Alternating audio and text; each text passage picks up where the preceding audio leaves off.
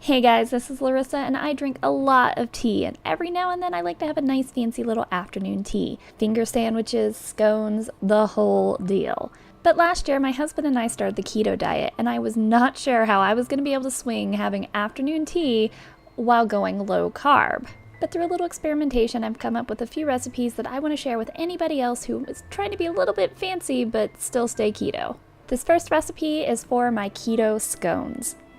First, you have your dry ingredients. Over here, I have 2 1/4 cups of almond flour. Here, I have 1/4 cup of coconut powder, 2 teaspoons of baking powder, a 1/2 teaspoon of pink Himalayan salt, and 1/2 cup of erythritol. Next, you have your wet ingredients. I have 2 eggs, 1/2 cup of pretty softened coconut oil. It doesn't have to be completely melted, but you want it to be fairly liquid. Then you have 1 teaspoon of vanilla and 1/2 teaspoon of liquid stevia. These ingredients are going to give you a nice basic scone recipe that then you can customize with whatever fillings you want. The exciting part is picking your flavors. Today I'm using fresh strawberries and blueberries, unsweetened coconut flakes, and Lily's chocolate chips.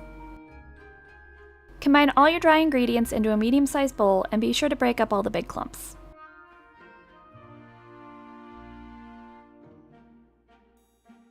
In a separate bowl, whisk together all your wet ingredients. Add your wet ingredients to the dry ones and mix well.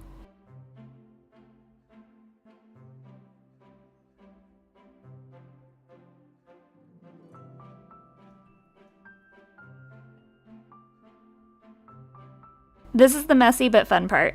On a greased cutting board, I divided my dough into 4 equal lumps and added 1 flavor to each lump.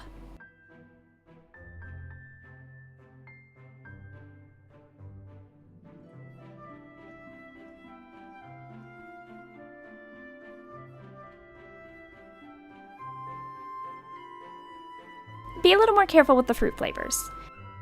If you press too hard mixing them into the dough, you're going to break up the fruit and get juice everywhere. Either way, the extra liquid from the fruit can make it a little bit harder for the scones to keep their shape.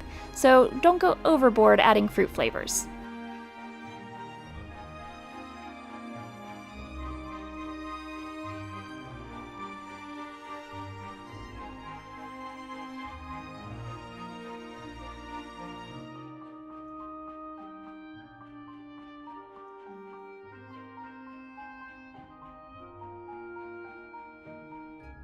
You can shape your scones by hand, but today I'm going to use my biscuit cutter.